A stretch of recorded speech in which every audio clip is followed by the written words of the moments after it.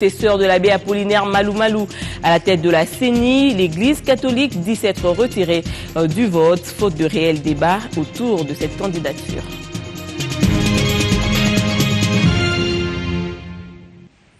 Plus de 10 jours après la démission de l'abbé président de la CENI, on connaît maintenant le nom de son potentiel successeur. 7 de 8 confessions religieuses du pays ont proposé Corneille Nangaa à la tête de cette instance en charge d'organiser les élections. Le nom du remplaçant de l'abbé Apollinaire Malou Malou a été donc présenté hier au président de l'Assemblée nationale. Suivez.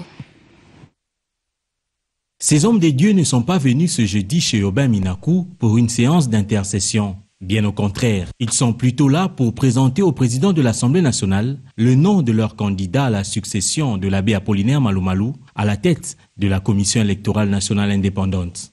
La composante confession religieuse de la société civile a jeté son dévolu sur Corneille Nangaa, actuel secrétaire exécutif adjoint de la centrale électorale. Un choix fait sur base d'un critérium précis. Lorsqu'il y a de telles choses, on les fait par consensus.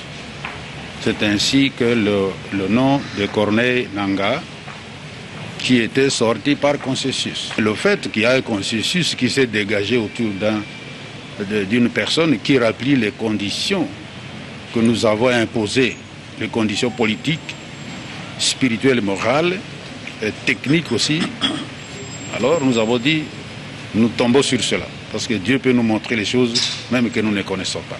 Reste que ce nom soit entérimé par l'Assemblée nationale avant la nomination du concerné par le chef de l'État. Dans l'optique de la mise en œuvre du programme.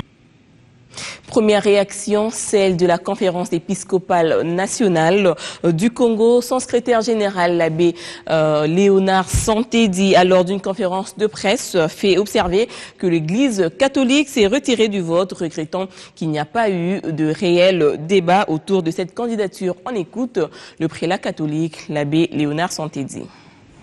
Nous considérons qu'il n'y a pas un jeu franc dans la plateforme il n'y a pas eu un jeu franc dans la plateforme de confession religieuse.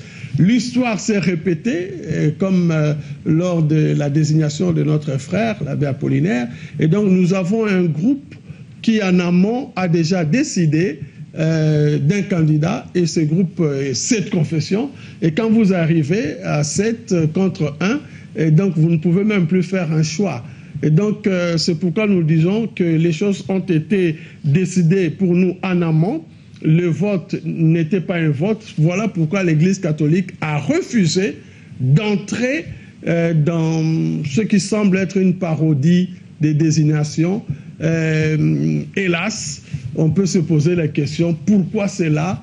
Qu'est-ce qu'il y a derrière? Pourquoi? Nous ne savons pas. Mais toujours est-il que, pour nous, il ne fallait pas participer à une telle désignation.